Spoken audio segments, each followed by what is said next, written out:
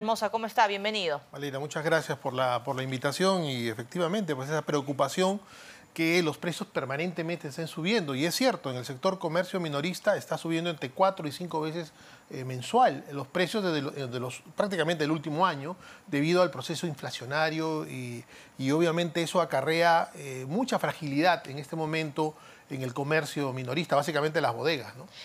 A eso quería un poco para graficarlo, señora Hermosa. ¿Qué entendemos nosotros? ¿Qué entiende el peruano? ¿Qué debería entender el peruano por el comercio minorista? ¿Qué es? Uno sale a la calle y cómo diferencia qué es un comercio minorista de un mayorista. Bueno, obviamente nuestras bodegas, nuestros puestos en el mercado son los que se encargan de vender directamente al público. Comercio minorista, venta directamente al público, ¿no? Entonces, estas son las empresas que compran en el mayorista, compran en las fábricas, en el caso de las bodegas, y esto hacen llegar el producto al consumidor. Que ya los venden altos. Y claro, es que es toda una cadena, los insumos, ¿no? O sea, el pollo sube, ¿por qué? Porque sube el maíz y hay una serie de componentes, como la crisis mundial, ¿no? Esto empuja definitivamente los insumos de muchos productos que consumimos. Entonces, más la crisis política y la crisis económica que nos acompaña ya desde la época de la pandemia, ha hecho de que haya mucha fragilidad y obviamente han comenzado a disminuir también el consumo y obviamente el proceso inflacionario, que como repito es un efecto mundial agravado por nuestras propias crisis, hacen que los precios suban de manera escalonada. Ahora, en el caso del comercio minorista, en el caso de bodegas propiamente dicho, esto tiene una cierta lógica. ¿Por qué? Porque ya estas bodegas manejan entre 400 y 700 ítems. Obviamente no los 700 o los 400 suben semanalmente, sino van subiendo, algunos bajan, otros suben, pero digamos, el promedio es siempre a la alza, lo cual no solamente perjudica al consumidor, sino también perjudica la estabilidad de la bodega. Entonces, en este sentido, las bodegas están tratando de compensar esto reduciendo sus utilidades. No solamente las bodegas, en general todos los sectores. Le hemos escuchado a Susana Saldaña hace unos minutos contarnos que están vendiendo a precios pues increíbles en la historia de Gamarra, y esto se debe a que todas las empresas del sector micro están renunciando a sus utilidades, muchas de ellas sin ganar. Exacto. Ahora, un televidente pues, nos podría decir, señora Hermosa, pero ¿por qué los empresarios minoristas toman esta decisión, Valeria? ¿Por qué siempre suben los precios? Es que son un poco malos, ¿no? Para subirnos los precios ahora que nosotros de repente tenemos ingresos que no han superado a los niveles prepandemia. ¿Cuál es la respuesta, digamos, desde ya del lado empresarial de los pequeños, justamente, los pequeños empresarios? ¿Por qué toman una decisión así? Es que básicamente la tendencia de la subida de precios son, para comenzar, en los productos de alta rotación y los que tienen menor margen. ¿Qué cosa quiere decir esto? Por ejemplo, los productos alimenticios, las verduras, todo lo que tenga que ver con alimentos, normalmente los márgenes son muy pequeños. En el arroz ganan centavos, ¿cierto? Y ellos ven obligados que cuando les sube el mayorista o el productor, ellos lamentablemente se tienen que ver en la obligación de poder subirlos, porque si no vamos a quedarnos sin puntos de venta, nos vamos a quedar sin bodegas, ¿cierto? Entonces, hay otros productos que son industriales que probablemente ahí sí tienen un mayor margen, entonces ellas juegan con ese mayor margen. Por ejemplo, en una gaseosa o en una cerveza tienen márgenes superiores, puede ser de entre 1 y 2 soles. Entonces ellas pueden jugar con ese margen y no lo suben tanto, pero renuncian a su utilidad. En el caso de los alimentos no es así. Entonces realmente tenemos un sector bastante golpeado que en primer lugar no tiene préstamos especiales para ellos.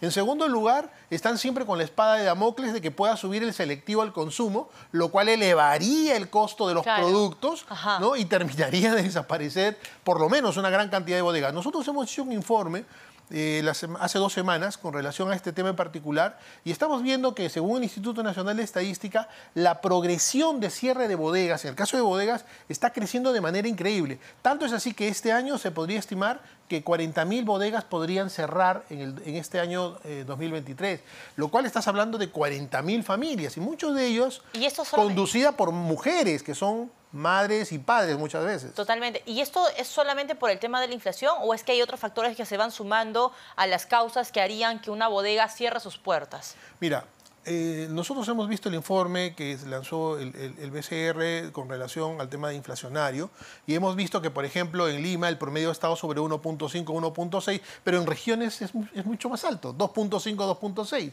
Y esto se debe básicamente ¿a qué? A la imposibilidad de que los productos lleguen al mercado y esto hace que haya una escasez. Y lamentablemente cuando hay escasez hay especulación, ¿cierto? Y algunos mayoristas comienzan a subir los precios. Quiere decir, señora Hermosa, que en los últimos años hay más bodegas que se cierran que las que empiezan a abrir.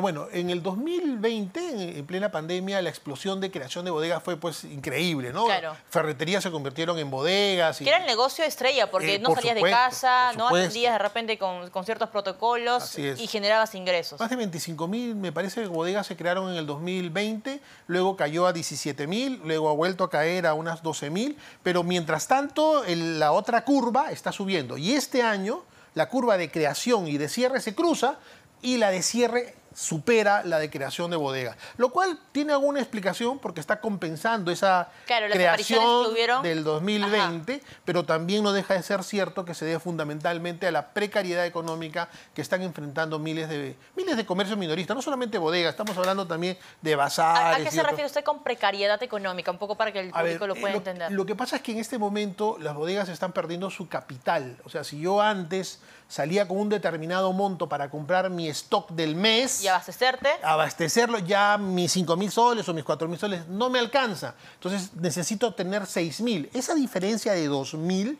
¿de dónde la saco? Y ahí están los famosos préstamos estos informales que hemos visto. El famoso gota a gota. Que normalmente buscan las bodeguitas. ¿Por qué? Porque ellas venden diario, entonces pasan por caja y les quitan sus utilidades a las poder bodegas. Con la ley de tope de interés, de tasa de interés. Pero imagínate lo que está sucediendo, ¿no? Ahora, ¿por qué se debe eso? Porque el gobierno no ha tenido la gentileza de crear un programa de créditos especialmente para la característica de la bodega. La bodega no factura, la bodega emite boletas. Por lo tanto, cuando un banco o una institución financiera la tiene que evaluar, no tiene cómo, porque no tiene más que las facturas de compra. No tiene... Porque si hay algo que caracteriza al peruano, señora Hermosa, es que es emprendedor. Es que a pesar de la crisis siempre busca un espacio, alguna oportunidad, juntar sus pequeños ahorros que tiene una familia para abrir un pequeño negocio. Y cuando hablamos de pequeños negocios, lo primero que se nos viene a la mente es una tiendecita en la casa, ¿no? Porque te ahorras muchas cosas, alquiler, probablemente está mamá, la abuela atendiendo por turnos. Entonces estamos atacando o estamos asfixiando incluso a esas oportunidades que para muchas familias esa es la fuente de ingreso. Efectivamente, yo por eso te digo, aquí yo creo que el gobierno tiene que entender que más o menos ha agarrado el camino de preparar fondos especiales para el turismo, ¿no? Para el sector confecciones. Pues en esa misma lógica debería crearse un programa para, por ejemplo, el comercio minorista, no solamente bodegas, porque ahí involucra bodegas, puestos de mercado, bazares, peluquerías, que todas están en el régimen RUS. Claro. ¿No? Entonces, estas son muy vulnerables. Ahora, esto significa puestos de trabajo, significa familias que perderían la oportunidad de generar ingresos. Por eso creo yo que ahí el gobierno tiene que dar mucho la mano a este sector, que dicho de paso, forma parte de lo que podríamos llamar la cadena de la seguridad alimentaria. Porque en un caso de desgracia o en algún caso de problema, siempre va a haber una bodega que va a tener un stock de 3 o 4 días de alimento, ¿no? Hasta que llegue la ayuda del Estado. Entonces yo creo que ahí hay realmente una tarea pendiente de parte del Estado frente al comercio minorista en general. Clarísimo, señora Hermosa. Muchísimas gracias por acompañarnos esta tarde. Daniel Hermosa, director de MIPES Unidas, estuvo con nosotros.